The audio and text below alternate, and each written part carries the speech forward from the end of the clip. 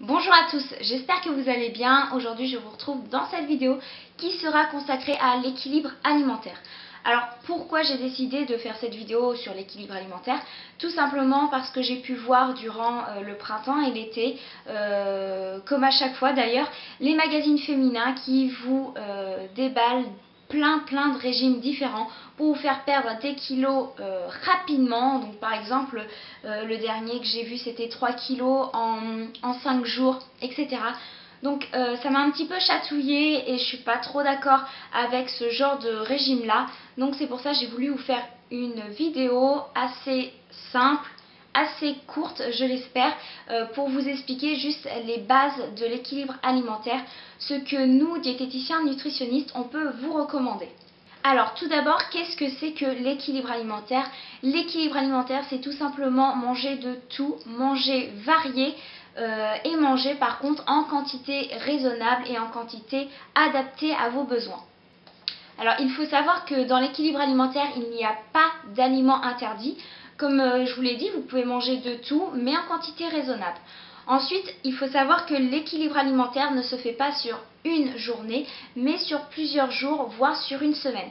Donc c'est pour ça que ça peut vous permettre de vous faire des plaisirs, notamment le week-end ou en semaine si vous avez un apéro, un dîner chez des amis. Alors moi, ce que je ne cautionne pas dans ce genre de régime qui fleurissent au printemps-été dans les magazines féminins notamment, c'est que ce sont des régimes restrictifs. Alors, c'est-à-dire que vous allez vous priver pendant un temps donné. Alors certes, vous allez sûrement perdre les kilos qu'ils vous promettent, sauf qu'il n'y a pas de stabilisation. C'est-à-dire que lorsque vous allez terminer votre régime restrictif, vous allez recommencer à manger comme avant, donc avec vos habitudes. Et si vous avez du poids à perdre, c'est que vous avez sûrement des mauvaises habitudes, on va dire. Donc, l'organisme, qu'est-ce qu'il va faire lorsque vous allez commencer à manger comme avant? Il va stocker. Et donc vous allez reprendre assez vite les kilos que vous avez perdus et vous allez peut-être en prendre un ou deux de plus. Voilà, donc après c'est un cercle vicieux puisque vous allez refaire un régime restrictif pour perdre rapidement les kilos. Mais ensuite, il n'y aura toujours pas de stabilisation, donc vous allez reprendre ces kilos et encore 1 kilo ou 2 kilos de plus, etc. etc. Donc voilà pourquoi il faut faire attention dans ces régimes restrictifs, surtout si vous n'êtes pas accompagné de votre médecin et de votre diététicien nutritionniste. Donc l'équilibre alimentaire, qu'est-ce que nous, diététiciens nutritionnistes, on recommande? C'est tout d'abord 3 repas par jour, c'est-à-dire le petit déjeuner, le déjeuner ainsi que le dîner. Il peut y avoir des collations, mais les collations doivent être appréhendées comme un mini-repas. C'est-à-dire que les collations doivent être structurées et bien construites. Ce ne doit pas être du grignotage qui, lui, le grignotage, va vous faire prendre du poids. Alors tout d'abord au petit déjeuner, qu'est-ce que l'on recommande? On recommande de s'hydrater, donc une boisson, parce que vous avez fait un jeûne de plus ou moins 10 heures, donc votre organisme a besoin de se réveiller, il faut l'hydrater et il faut aussi lui donner de l'énergie. Donc tout d'abord une boisson. Ensuite, un produit laitier, ce peut être du lait, du fromage blanc, des petits suisses, etc. Vous aurez besoin aussi d'un produit céréalier, comme des biscottes, du pain, des céréales, etc. Mais aussi d'une portion de fruits, donc ça peut être un fruit entier à croquer, ou bien alors une compote avec la mention sans sucre ajouté, faites bien attention à cette mention-là. Ou sinon un jus de fruits 100% pur jus avec donc la mention 100% pur jus. Il faut faire attention à toutes ces mentions-là. Vous aurez aussi besoin un petit peu de matière grasse.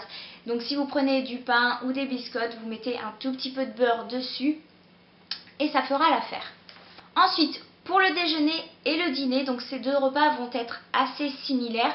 La seule différence, c'est que le dîner sera, on va dire, en quantité inférieure comparée au déjeuner. Alors ce que l'on recommande, c'est une portion de légumes. Donc les légumes sont souvent à volonté puisqu'ils apportent fibres, minéraux, vitamines, etc. Et ils sont très peu caloriques. Et avec les fibres qu'ils contiennent, ils vont pouvoir vous rassasier assez rapidement. On vous propose aussi une portion de féculents, donc ce peut être des pâtes, du riz, du blé, etc. Et si vous n'avez pas ces féculents-là, vous prenez du pain. Ensuite, vous aurez besoin d'une portion de protéines, donc ça peut être de la viande, du poisson ou des œufs. Ensuite, un laitage, donc ça peut être du fromage, du lait, un petit suisse, un fromage blanc, etc. Et enfin, une portion de fruits. Voilà ce que l'on vous recommande, toujours avec un peu de matière grasse, soit pour l'assaisonnement ou pour la cuisson. Donc, comme je vous l'ai dit, au dîner, ce sera exactement pareil qu'au déjeuner, sauf que les quantités seront inférieures, surtout au niveau des quantités des féculents, puisque les féculents vont apporter de l'énergie. Et vu que le soir, on aura besoin moins d'énergie que le midi, on va donc diminuer sa portion de féculents.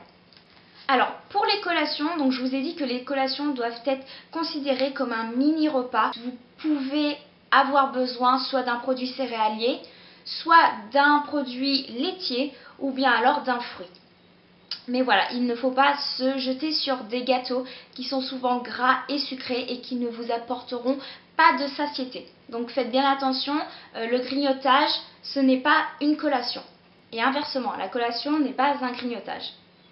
N'oubliez pas aussi de bien vous hydrater tout au long de la journée. Notre organisme a besoin de 1 litre à 2 litres d'eau par jour, suivant donc vos besoins, votre activité physique. Je voulais aussi vous dire que si vous avez beaucoup de poids à perdre ou si vous avez des antécédents, si vous avez des pathologies telles que le diabète, le cholestérol, des pathologies rénales, des pathologies cardiaques, etc., je vous conseille de vous entourer de votre médecin ainsi que d'un diététicien nutritionniste pour optimiser donc votre perte de poids et votre santé. Donc ces professionnels de santé vont vous aider à construire un programme alimentaire adapté à vos besoins et à vos habitudes surtout. Donc n'hésitez pas à aller voir ces personnes-là. Surtout que les diététiciens nutritionnistes sont maintenant de plus en plus remboursés par votre mutuelle. Il vous suffit donc de vous renseigner auprès de votre mutuelle si vous avez un forfait annuel, etc. Voilà, donc cette vidéo sur l'équilibre alimentaire est maintenant terminée. J'espère qu'elle vous aura plu. C'était assez court, assez simple. J'ai pas trop voulu aller plus en détail puisque je ne sais pas si vous allez aimer ce genre de vidéo. En tout cas, n'hésitez pas à me laisser vos commentaires. J'essaierai d'y répondre. Sinon, je répondrai aussi à vos commentaires par une vidéo s'il me semble intéressant. Dites-moi si vous voulez d'autres vidéos comme ça, un petit peu diététique, nutrition, alimentation, conseils, etc. Je serai ravie de vous faire ce genre de vidéos. Et voilà, et si ça vous intéresse vraiment, je pense que je pourrais aller plus en détail, vous expliquer un petit peu plus le rôle de tel ou tel nutriment, les aliments clés, les aliments à éviter. Donc je vous souhaite à tous une très bonne journée et je vous dis à bientôt dans une prochaine vidéo.